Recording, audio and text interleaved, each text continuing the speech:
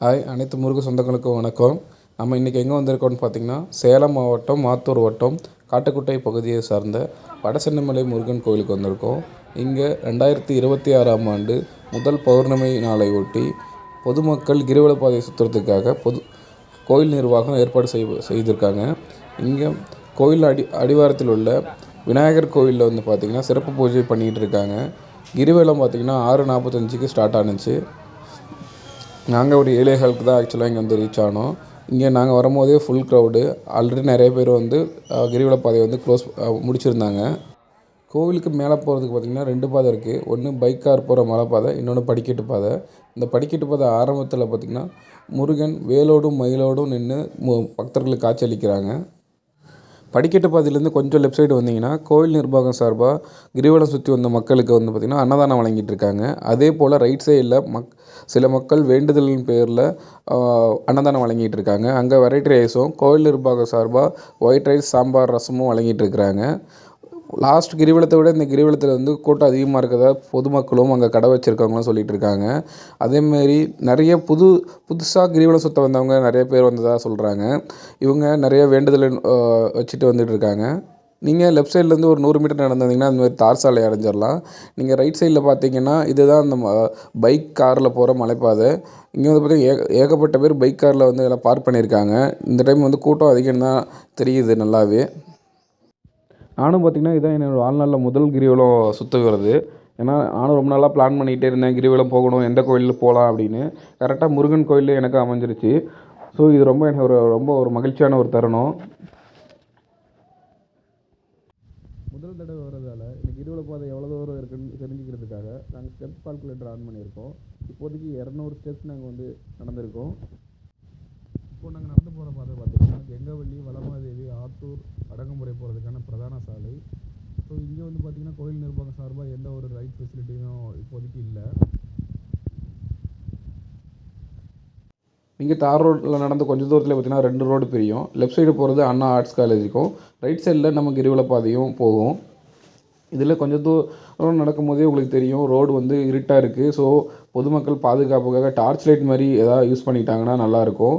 So வண்டிகள் வந்த வண்ணமே இருக்கும், 2 வீலர் 4 வீலர்ஸ் வந்த வண்ணமே இருக்கும். ஸோ நடக்கிறவங்க லெஃப்ட் சைடில் கொஞ்சம் ஒட்டி நடந்தாங்கன்னா கரெக்டாக இருக்கும். எங்களுக்கு முன்னாடியும் சரி பின்னாடியும் சரி நிறைய பேர் வந்துகிட்டு இருக்காங்க. அதில் நிறைய இளைஞர்களும் வராங்க, குடும்பம் வராங்க, சிறுவர்கள் நிறைய பேர் இருக்காங்க. எல்லோரும் முருகன் பாடலை கேட்டுக்கிட்டு முருகன் பாடலை பாடிக்கிட்டு நல்லா ஆர்வமாக வந்துகிட்டு இருக்காங்க. எல்லாருமே பார்த்திங்கன்னா நல்லா சாலையோட ஓரமாக தான் வந்துட்டு இருக்காங்க, பாதுகாப்பாக தான் வந்துட்டு இருக்காங்க. இருந்தாலும் இங்கே வந்து எந்த ஒரு காட்டு மிருகங்கள் பிரச்சனை இல்லை. ஸோ இருந்தாலும் ஒரு சேஃப் ஜோனுக்கு நம்ம டார்ச் லைட் வச்சுட்டு இருக்கிறது பெட்டருங்க. ஒரு 500 மீட்டர் பக்கமாக நீங்கள் வந்துட்டீங்க அப்படின்னா உங்களுக்கு ரைட் சைடில் வந்து ஒரு சீரியல் செட்டு தெரியும். ஸோ அங்கே தான் நம்ம ரைட் கட் பண்ணி கோயிலுக்குள்ளே போகணும். ஸோ லெஃப்ட் சைடில் பார்த்திங்கன்னா ஒரு வேல் மாதிரி வச்சுருக்காங்க, அதை வச்சு நீங்கள் நின்றுருக்கோம். அங்கே பொதுமக்கள் கற்பூரம் ஏற்றி சாமி கும்பிட்டுட்ருக்காங்க.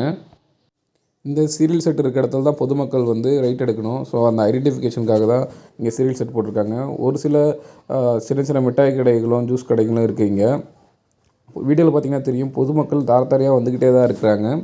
ஸோ இந்த மலைப்பாதை பார்த்திங்கன்னா இது வந்து கிரிவலத்துக்காக எக்ஸ்க்ளூசிவாக வந்து இவங்க கோயில் சார்பாக வந்து ரெடி பண்ணியிருக்காங்க. கொஞ்சம் கல் முள்ளுன்ட்டு இருந்தாலும் பட் வந்து நிறைய ரெடி பண்ணியிருக்காங்க. இப்போது இந்த ஆரம்பிக்கிற பாதை பார்த்திங்கன்னா எல்லா இடத்துலையும் வேல் வந்து இருக்காங்க. அங்கங்கே மக்கள் வந்து சாமி கும்பிட்டுட்டு தான் இருக்காங்க. இந்த பாதை பார்த்திங்கன்னா கொஞ்சம் ஸ்லோப் அதிகமாக தாங்க இருக்குது.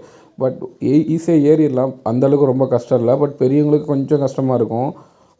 என்னென்னா ஒரு செருப்பு போடாமல் நடக்கிறதால ரொம்ப கொஞ்சம் புதுசாக நடக்கிறவங்க கல் குத்துற மாதிரி இருக்கும்.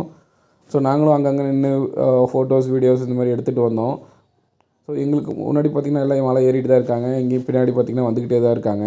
ஸோ கோவில் நிர்வாகம் சார்பில் அங்கங்கே ஒரு குறிப்பிட்ட டிஸ்டன்ஸ்க்கு வந்து லைட் ஃபெசிலிட்டிஸும் வந்து ரெடி பண்ணியிருக்காங்க. எல்லாமே பார்த்திங்கன்னா ஜென்ரேட்டரில் தான் அவங்க ஓட்டிகிட்ருக்காங்க. அவ்வளோதாங்க, ஆல்மோஸ்ட் நாங்கள் அந்த ஸ்லோப் ஏறி முடிச்சிட்டோம். நீங்கள் இந்த ஸ்லோப் ஏறி முடிச்சிட்டிங்க அப்படின்னாவே நீங்கள் எக்ஸாக்டாக கோயிலோட பேக் சைடு வந்துட்டிங்கன்னு அர்த்தம். ஸோ கொஞ்சம் ஃப்ளாட் ஏரியா வந்துட்டு மறுபடியும் பார்த்திங்கன்னா கீழே கொஞ்சம் இறக்கம் போகுது. ஸோ எந்த அளவுக்கு நம்ம ஸ்லோப் ஏறினமோ அதே அளவுக்கு நம்ம ஸ்லோப் கொஞ்சம் இறங்கணும். ஸோ அப்போ தான் கோயிலோட ரைட் சைடுக்கு நம்ம போக முடியும். ஸோ லைட் ஃபெசிலிட்டிஸ் பொறுத்தவரையும் கொஞ்சம் பிரச்சனை இல்லைங்க. ஏன்னா எல்லா இடத்துலையுமே வெளிச்சம் பரவுற அளவுக்கு தான் அவங்க லைட் வந்து டிஸ்டன்ஸ் வச்சுருக்காங்க. ஸோ அங்கங்கே அதேமாரி வேல் வந்து குத்தி வச்சுருக்காங்க. ஸோ பொதுமக்கள் அங்கங்கே கற்பூரம் ஏற்றி கும்பிட்டுட்டு சாமி கும்பிட்டுட்டு அவங்களோட பிரார்த்தனைய நிறைவேற்றிட்டு தான் வந்துகிட்டே இருக்கிறாங்க. இந்த கோயிலோட சிறப்புன்னு பார்த்தீங்கன்னா, முருகன் வந்து இங்கே 3 வடிவில வந்து காட்சியளிக்கிறாரு பொதுமக்களுக்கு. ஒன்று வந்து குழந்தை வடிவிலும், இன்னொன்று வந்து ஆண்டி வடிவிலும், 3வதாக வந்து வள்ளி தெய்வானையோட காட்சியளிக்கிறாரு. இந்த கோயிலோட வரலாறுன்னு பார்த்தீங்கன்னா, அந்த காலத்தில் நிறைய சிறுவர்கள் இந்த மலையில் ஆடு மாடு மேய்ச்சிட்டு இருந்திருக்காங்க. அப்படி அவங்க ஆடு மாடு மேய்ச்சிட்டு இருக்கும்போது ஒரு பிரகாசமான சிறுவன் மலையை நோக்கி வேகமாக ஒரு ஒளிப்பிழம்பு போல ஏறிட்டு இருந்திருக்கான். அதை பார்த்த சிறுவர்கள் அதை தொடர்ந்து பின்னாடியே போயிட்டு இருந்திருக்காங்க. அந்த ஒளிப்பிழம்பு பார்த்தீங்கன்னா மலையோட உச்சி அடைஞ்ச உடனே அது வந்து மறைஞ்சிடுச்சு. ஸோ இதை பார்த்த உடனே அந்த சிறுவர்கள் ஊர் பெரியவர்கிட்ட போய் சொல்லியிருக்காங்க. அவங்க வந்து எல்லோரும் பார்க்கும்போது முருகனோட சுயம்பு சிலை வந்து இங்கே வந்து தோன்றியிருக்கு. அந்த சிலை வந்து பார்த்திங்கன்னா வள்ளி தெய்வானை மற்றும் முருகனோட 3 சிலை அதை வச்சு அவங்க வந்து இது பண்ணிட்டுருக்காங்க. அது கூடவே அவங்க வந்து ஆண்டு வடிவிலான சிலையை வந்து நாளடைவில் கும்பிட்டுட்டு இருந்திருக்காங்க. இங்கே மலையின் அருகில் உள்ள ஒரு பக்தரினோட கனவுல தோண்டி முருகன் வந்து இங்கே குழந்தை வடிவேலனா வந்து இங்கே வந்து இருக்கணும்னு ஆசைப்பட்டதாக சொல்லி அதுக்கப்புறம் வந்து இங்கே வந்து குழந்தை பாலமுருகனை வந்து இங்கே சிலை வச்சு தந்திருக்காங்க. அந்த சிலையோட சிறப்பு என்னென்னு பார்த்தீங்கன்னா, அந்த சிலை வடித்த சிற்பிக்கு வந்து கண்ணு தெரியாது. ஸோ அப்படி இருந்த நிலையிலும் அவர் வந்து செதுக்கின சிலை தான் வந்து அருமையாக வந்திருக்கு. அந்த சிலை தான் வச்சு மக்கள் வந்து சாமி கும்பிட்டுட்ருக்காங்க. ஸோ அப்படியே மலை நீங்கள் இறங்கிட்டே வந்தீங்கன்னா, இங்கேயே வந்து left side, right side 2 road பிரியும். ஸோ நீங்கள் இதில் ரைட் சைடு எடுக்கணும். இங்கேயும் பார்த்தீங்கன்னா, இந்த ரைட் சைடு இடத்துல வந்து பார்த்திங்கன்னா, உங்களுக்கு வந்து சீரியல் செட் போட்டிருப்பாங்க. ஸோ இதுக்கப்புறம் இந்த சீரியல் செட்டுக்கு அப்புறம் பார்த்திங்கன்னா, உங்களுக்கு நார்மலான ப்ளைன் ரோடு வந்துடும். ஸோ இதுக்கப்புறம் நடக்கிறதுக்கும் உங்களுக்கு ஈஸியாக இருக்கும். அதில் கொஞ்சம் தூரம் நடந்து போனீங்கன்னா மேலே ஒரு ரோடு ஏறும். ஸோ அங்கே போனீங்கன்னா அங்கே வந்து அனைத்து கடவுளும் இருக்கிற மாதிரி கோவில் வந்து ரெடி பண்ணியிருக்காங்க. ஸோ அங்கே போய் பார்ப்போம் என்னென்ன கோவில்ஸ் இருக்குதுன்னு நம்ம பார்ப்போம். ஸோ நாங்கள் பல டைம் வந்து வடசென்னமலை முருகன் கோயிலுக்கு வந்திருந்தாலும் இப்போது நம்ம பார்க்க போகிற கோவில் பார்த்திங்கன்னா இதுவரை நாங்கள் பார்த்ததில்ல. எங்களுக்கே வந்து புதிதாக இருந்தது. ஸோ என்னென்ன கோவில்கள் என்னென்ன கடவுள்கள் இருக்காங்கன்னு பார்ப்போம். ஸோ மக்கள் அங்கங்கே இருக்க சிறு சிறு கடவுள்களை வேண்டிக்கிட்டு பார்த்துட்டு தான் போயிட்டுருக்காங்க. இங்கேயும் பார்த்திங்கன்னா ஃபுல் க்ரௌடு இருக்குது. இங்கேயும் அன்னதானம் வழங்குறாங்க. ஸோ இந்த இடத்த பற்றி இந்த பெரியவர்கிட்ட கேட்கும்போது தான் சொன்னார், இந்த கோவில் இங்கே வந்து நிறையா ஆஞ்சநேயர் கோயில், முருகன் கோயில், ஐயனார் கோயில் எல்லா கோயிலும் இருக்குது அப்படின்னு சொன்னார். இங்கே இருக்கும்போது இங்கே வந்து நிறைய இப்போது புதிதாக கட்டப்பட்ட கோயில்கள் மாதிரி தெரியுது. ஸோ முதல்ல ஐயனார் கோயிலும் அதை ஒட்டி அம்மன் கோயிலும் இருக்குது. அதுக்கப்புறம் கொஞ்சம் லெஃப்ட் சைடில் போனோம் அப்படின்னா முருகன் கோயில் இருக்குது. கொஞ்சம் போனீங்கன்னா புற்று கோயிலும், விநாயகர் கோயிலும், ஆஞ்சநேயர் கோயில், சப்தகன்னிகள் கோயில் எல்லா கோயிலுமே இங்கே இருந்துருக்காங்க. நல்லா பீஸ்ஃபுல்லாக இருந்தது. மக்கள் எல்லோரும் அமைதியாக சாமி கும்பிட்டுட்டு போயிட்டு இருந்தாங்க. நிறைய கூட்டங்க. ஸோ ஆத்தூர் சுற்று வட்டாரம் இருக்க பொதுமக்களுக்கு இது ஒரு நல்ல வாய்ப்புங்க. ஏன்னா இந்த கிரிவல பாதையும் பார்த்திங்கன்னா ரொம்ப சின்னது தான். ஸோ எல்லாருமே ஈஸியாக ஓரளவுக்கு ஏறிடலாம். ஒரு 30 மினிட்ஸில் எல்லாருமே ஏறிடலாம். ஸோ எங்களுக்கு பார்த்திங்கன்னா ஒரு 20 மினிட்ஸ் எடுத்தது. ஏன்னா நாங்கள் வீடியோ எடுத்துக்கிட்டு மற்ற இடத்துல எல்லாத்தையும் பார்த்துட்டு வந்ததால் ஒரு 20 நிமிஷம் எடுத்தது. பெரியவர்கள் வந்தாலும் ஒரு 30 நிமிஷத்தில் அவங்க மேக்ஸிமம் ஏறிடலாங்க. ஸோ முருகன் அருள் கிடைச்சிரும். கிரிவலம் ஏறணுன்னு ஒரு ஆசை இருக்கவங்களுக்கு அதுவும் நிறைவேறிடும். ஸோ இங்கேயும் அது இல்லாமல் மற்ற கோயில்களும் இப்போ புதுசாக கட்டியிருக்க கோயிலை பார்க்குறதுக்கும் எல்லாேருக்கும் ஒரு ஆர்வமாக இருக்கும். ஸோ இந்த வீடியோ பார்க்குற யாராவது நீங்கள் வந்திருந்தீங்க அப்படின்னா உங்களோட எக்ஸ்பீரியன்ஸை கமெண்டில் சொல்லுங்கள்.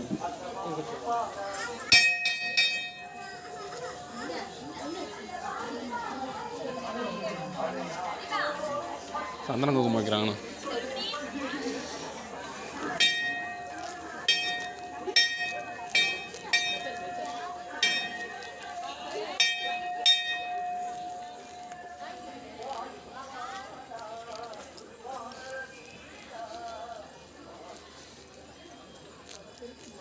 இங்கே பார்த்திங்கன்னா ஒரு குன்றின் மேலே முருகன் வந்து மயில் மேலே உட்காந்துருக்கிற மாதிரி செட்டப் ரெடி பண்ணியிருக்காங்க.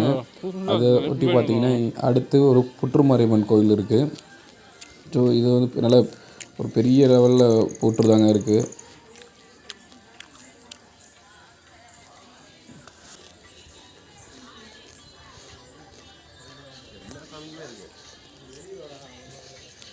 சாயங்காலமே வரலாம் வருதுண்ணா. ஒரு மாதம் மட்டும் ஃபேமிலி விட்டு வரணும். அவ்வளோக்கெல்லாம் ரிஸ்க்காக தெரியல.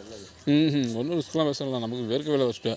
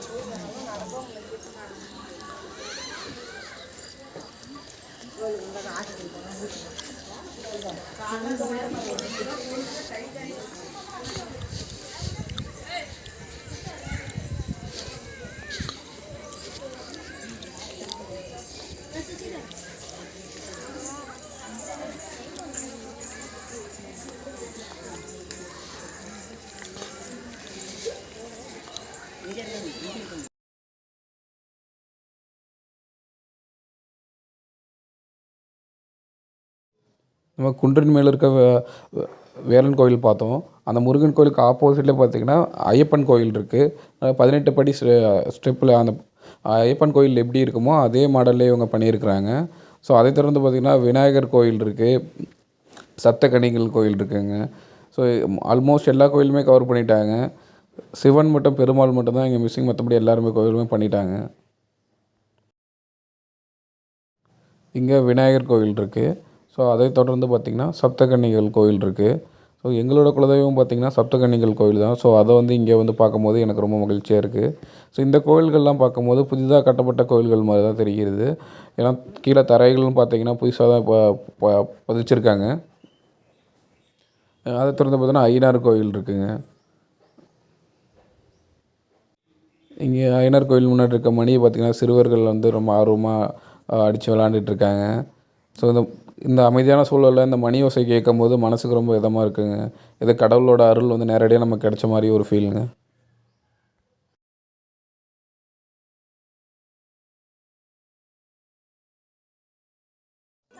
சாமி கும்பிட்டு பார்த்திங்கன்னா நாங்கள் அன்னதானத்துக்கு லைனில் நிற்க ஆரம்பிச்சிட்டோம். ஸோ ஆல்ரெடி பார்த்திங்கன்னா இதுக்கு முன்னாடி இவ்வளோ பேர் க்யூவில் நின்றுட்டுருக்காங்க. ஸோ இருந்தாலும் பரவாயில்ல, நாங்கள் வெயிட் பண்ணி சாப்பிட்டு தான் போகணும்னு முடிவு பண்ணிட்டோம். இந்த இடத்துலையும் பார்த்திங்கன்னா அன்னதானமாக ஒயிட் ரைஸ், சாம்பார், ரசம் தான் கொடுக்குறாங்க. மற்றும் சக்கரை பொங்கல், சுண்டலாக வந்து அன்னதானம் கொடுத்துட்ருக்காங்க.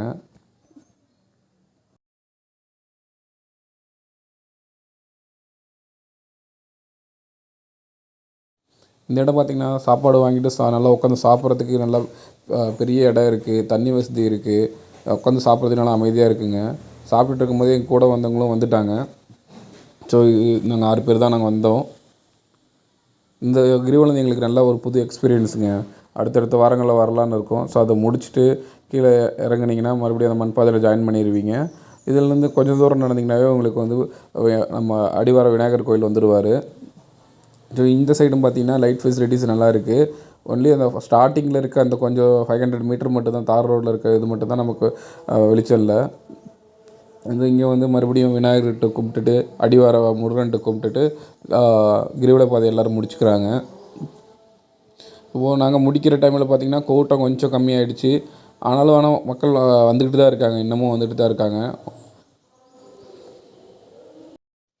இந்த கோயிலில் கிரிவல சுற்றுறது வந்து பார்த்திங்கன்னா ரொம்ப வருஷமாக இல்லாமல் இருந்தது. அதை மீண்டும் வந்து கோவில் நிர்வாகம் ஸ்டெப் எடுத்து மறுபடியும் பண்ணியிருக்காங்க. ஸோ முருக பக்தர்கள் சார்பாக கோவில் நிர்வாகத்துக்கு நான் வந்து நன்றி சொல்லணுங்க. ஏன்னா லாஸ்ட்டு ஒரு 3 மந்த்ஸாக வந்து பண்ணிகிட்ருக்காங்க. நிறைய டெவலப்மெண்ட் பண்ணியிருக்காங்க. பொதுமக்களும் ரொம்ப ஆர்வமாக வர ஆரம்பிச்சிருக்காங்க. ஸோ அதை பார்க்கும்போது நம்ம சுற்றுவட்டார பக்கத்தில் இருக்க கோயில்களுக்கு வந்து கிரிவல பாதை இருக்கிறது எங்களுக்கு ஒரு மகிழ்ச்சி தான். நீங்கள் ஒரு முருக பக்தராகவோ இல்லை ஆத்தூர் சுற்றுவட்டார பகுதியில் இருந்தீங்கன்னா கண்டிப்பாக நான் உங்களுக்கு இந்த கோயிலோட கிரிவல பாதைக்கு வந்து ரெக்கமெண்ட் பண்ணுவேங்க. ஏன்னா ரொம்ப சின்னது. நாங்கள் பார்த்திங்கன்னா இது ஆல்மோஸ்ட் ஒரு 2.5 கிலோமீட்டர் தான் வருது. அதனால் கண்டிப்பாக வந்து பாருங்கள். இந்த வருஷத்துக்கான காலண்டர் வந்து நான் உங்களுக்கு இதில் அட்டாச் பண்ணியிருக்கேன், ரெஃபர் பண்ணிக்கோங்க. அடுத்த பௌர்ணமிக்கு நீங்கள் இந்த கிரிவல பாதைக்கு வர மாதிரி இருந்துச்சுன்னா நீங்கள் கமெண்ட் பாக்ஸில் சொல்லுங்கள். ஏற்கனவே வந்தவங்க உங்களோட எக்ஸ்பீரியன்ஸை இதில் சொல்லுங்கள். தொடர்ந்து இது போன்ற முருகன் வீடியோஸ்க்கு எங்கள் சேனலை சப்ஸ்கிரைப் பண்ணுங்கள். இன்ஸ்டாகிராம், ஃபேஸ்புக்லேயும் எங்கள் சேனலை ஃபாலோ பண்ணிக்கோங்க.